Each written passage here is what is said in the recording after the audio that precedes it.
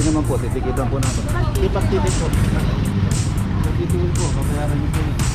Ayan na. Okay. Naging agawa. Ano rin? Hindi mo kayo alis. Dapat ito pagsirayan, hindi nyo dito pinapart. Dito nga nabungan, nagagagan namin.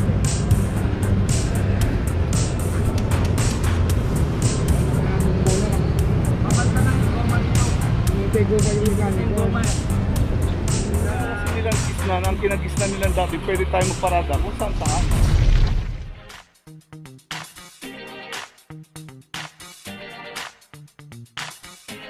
Papa Joe TV!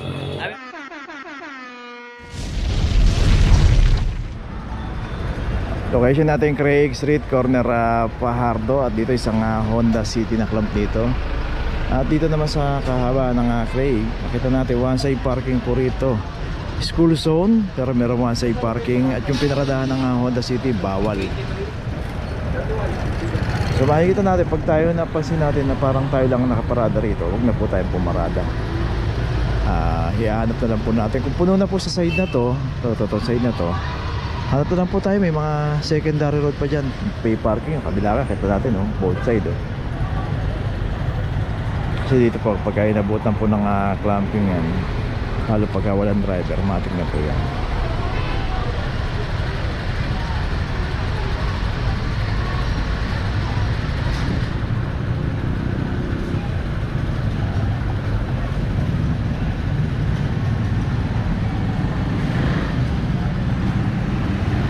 Okay, yung Honda City meron ng notice, rin po tayo.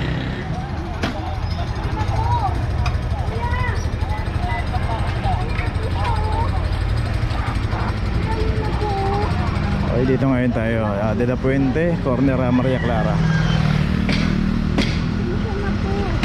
Dami ba tao kayo ng clamping na? Aalis na Ano po? siya. Titikita na lang po. O ikaw lang po. Pagka titit po. Sige po, depende naman po. Titikitan po natin. Ipag-titik po. Titikin po, kapayaran niyo po yun. Ayan na. Okay. Sorry.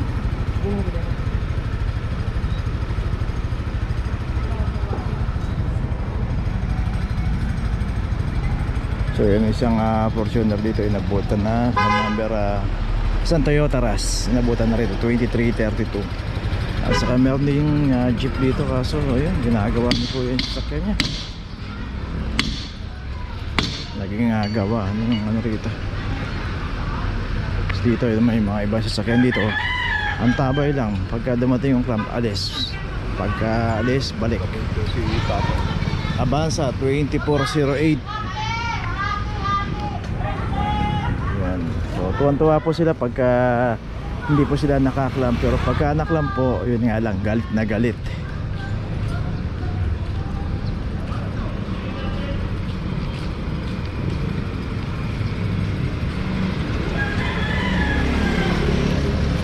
Okay, itong Toyota Rush meron ng notice. So yun, team leader yung mga nakaparada pa rito.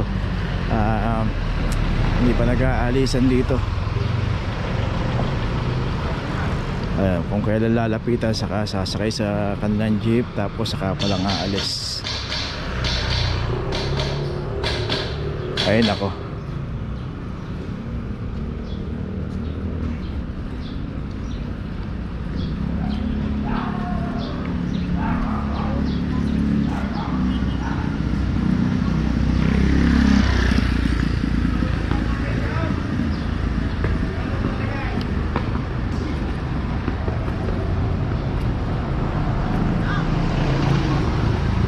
Okay, yung Avanza rito, to may notice na rin eh.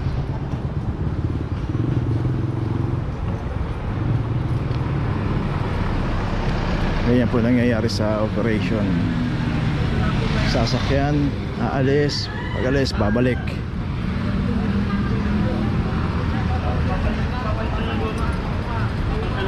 Type po ha. Ganyan mo, titikitan mo natin yung ano niya ha. Hindi po pwede yung nagkaklamp. Hindi mo kayo aalis. Dapat ito pagsirayan, hindi nyo dito pinapart. Dito nga nabungan, nagagagan namin.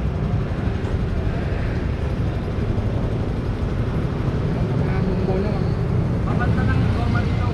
Hinintay goma yung galing goma. Next time ha. Kahit sira ho yan. Construction po tayo. Yeah, so winarningan muna rito dahil dito raw inabot yung kanilang jeep at sira. Pero yun nga, sabi nga next time daw pagka ganun pa rin, titikita na raw. Okay, tuloy tayo. Dapitan, corner Maceda, Sang Nabara.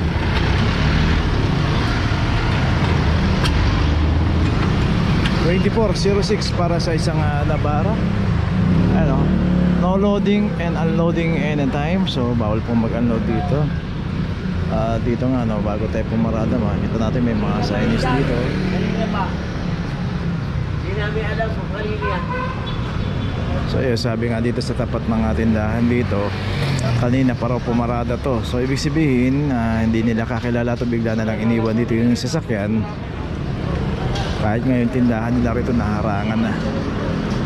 So bago tayo pumarada, tignan po natin. Kasi dito naman sa kahabaan ng Dapitan sa kaya mga Maceda, mabuhay din. Pero dito may mga secondary road, dyan lang po pwedeng pumarada. So yun, makita natin isang sasakyan doon. Hindi na rin naklam. Yun naman nakapasok naman doon sa loob. Basta may madadaanan pong bangketa, yung kulay pula yan. Nabura lang po yung kulay pula na pintura dyan sa bangketa. Yan, huwag lang po natin nahaharangan yan. Pagka nakaayos naman po yung pagkakaparada, hindi naman po inuhuli ng clamping. Ito, may notice na isang Nabara dito. Okay, tuloy na po tayo. Location natin na Jitwaso, corner Loreto Street, isang Innova 2330. Dito rin sa kahaba ng Jitwaso, mabuhay din. Dito pagka inabot po yung ating sasakyan walang driver, matik na po yan. Ito mga dito. Bago po tayo magparada ng ating sasakyan, isang Suzuki Ertiga pala to. Suzuki Ertiga. Okay, ito may notice isang Ertiga. Tuloy na po tayo.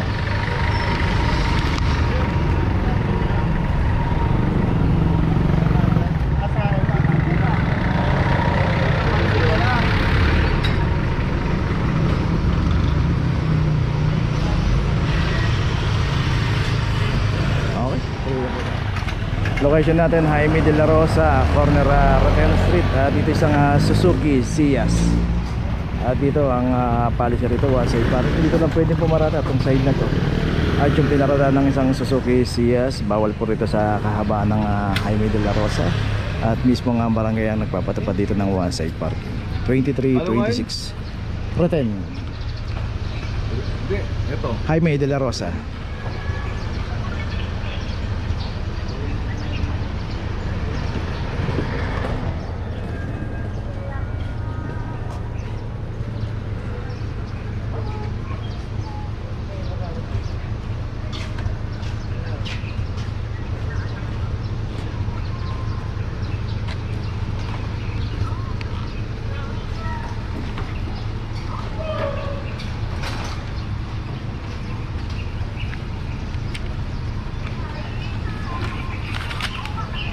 Okay, ito may notice na, tuloy na po tayo.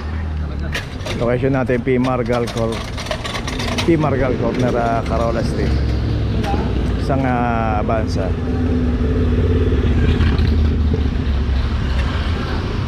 $24.09 para sa Avanza.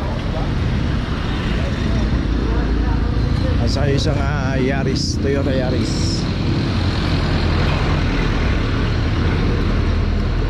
23.37 sa Yaris.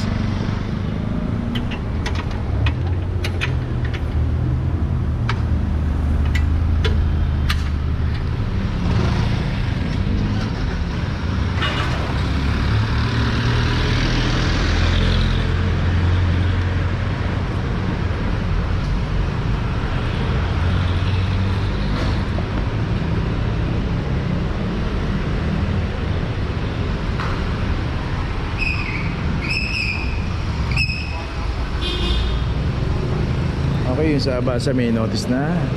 Yung isang bando no, may driver rin, alis na rin. So itong Yaris, ito may notice na rin. Tuloy na po tayo. Okay, location natin Tayumang corner Severino Reyes. At dito isang Honda Civic. At ito wala rin nga driver, club number 2322.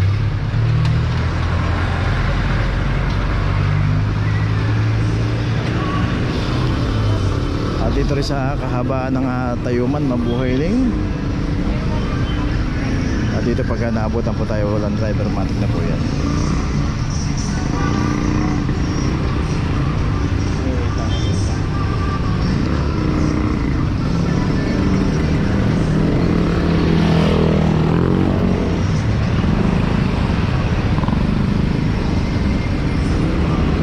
Ito yung Dr. Jose Pabella Hospital. Tapos dito yung isang LTO rito sa Tayuman na ginagawa pa. Napaka busy po ng area ng Tayuman.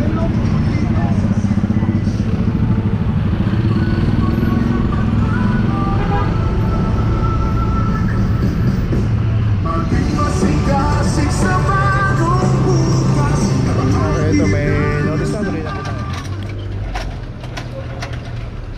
Location natin Dos Castillas, corner Dapitan.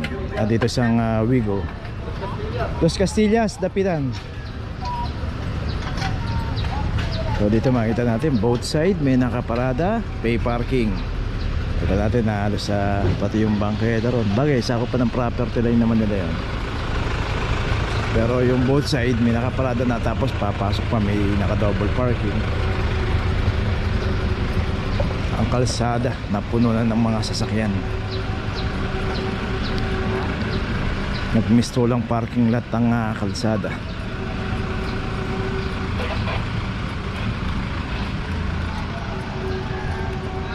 At dito yung isang Frontier Nissan 2336.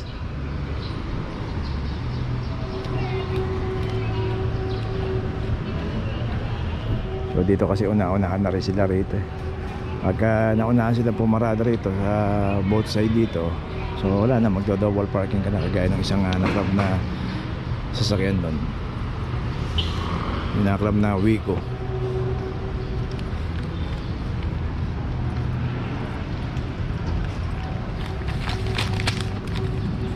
Okay, may notice itong Nissan Frontier. Okay, tuloy na tayo. Location natin Maceda, corner Simon Street. At dito isang Jelly o Cabango.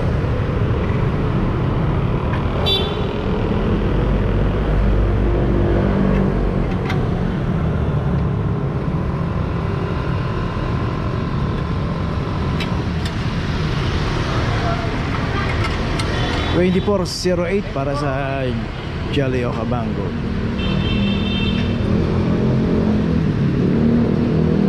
Dito rin sa kahabaan ng Maceda, araw-araw kung dinadaanan to. At kung sino po yung aabutan dito at walang driver, matik na po yan.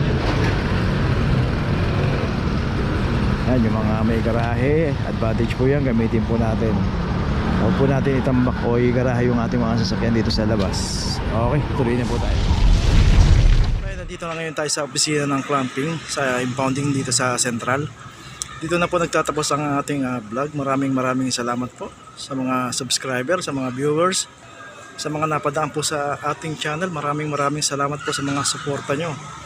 Sa mga hindi pa po nakakapag-subscribe, subscribe na po tayo mga kabayan. Maraming salamat po. Mabuhay!